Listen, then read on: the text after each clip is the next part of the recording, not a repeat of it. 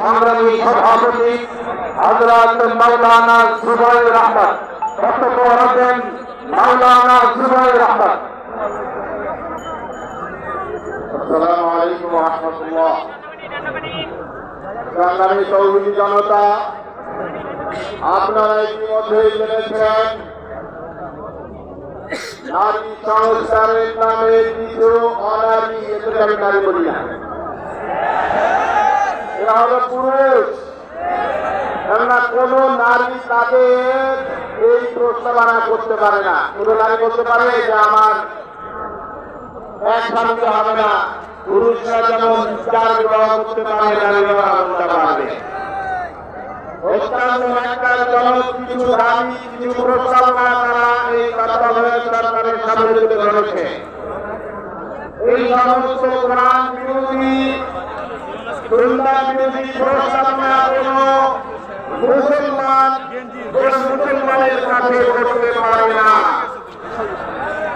আর কোন মুসলমানের পক্ষে এই ধরনের প্রস্তাবনা নিয়ে নেওয়া সম্ভব নয়, সে মুসলমান থাকতে পারে না। তত্ত্বাবধায়ক সরকারকে বিচার করে বলতে চাই, আপনি জনসমুদ্র দেখে নেন। আমরা যদি হেফাজতে ইসলাম যদি এতটা জনসমুদ্র করতে পারে, তাহলে তার পক্ষে কোন দাবি আদায় না করে বাড়ি ফেরা সম্ভব নয়।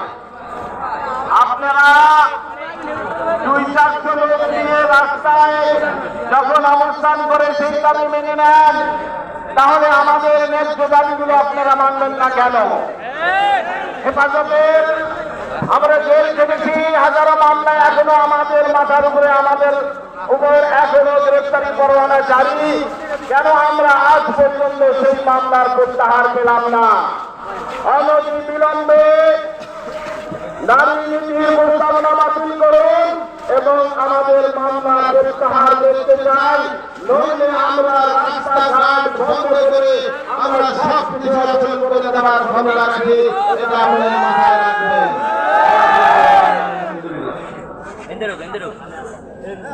সংগ্রামী তৌহিদি জনতা, মহাসমাবেশের পর্যায়ের বক্তব্য রাখবেন হেফাজতে ইসলাম বাংলাদেশের কেন্দ্রীয় ছাত্র ও যুব বিষয়ক সম্পাদক মাওলানা